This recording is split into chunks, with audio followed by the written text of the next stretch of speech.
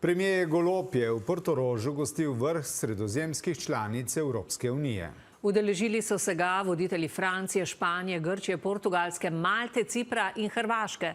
Prišla sta tudi predsednica Evropske komisije Ursula von der Leyen in jordanski kralj Abdullah II. Z eno opazno izjemo, kljub drugačnim napovedim, na vrh ni prišla italijanska premijerka. Italijo je zastopal zunanji minister Tajani.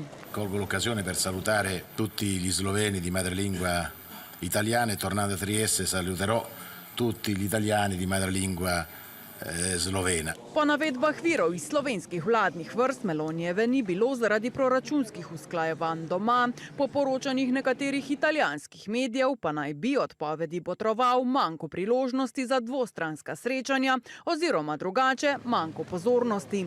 Today's discussion show that when you are among the friends, good things can happen. Portoroško dogajanje sta na 4 oči zjutraj otvorila Golob in von der Leyen, sledila so številna srečanja v hotelu Kempinski. Voditelji so zbliževali stališča tudi v luči prihajajočega Evropskega sveta, sprejeli so 2 deklaraciji. Portoroško o evropskih zadevah, zlasti konkurenčnosti evropskega gospodarstva in novem finančnem načrtu Unije, ki so ga podprli, drugo ločeno z jordanskim kraljem pa na temo bližnjevzhodnega konflikta.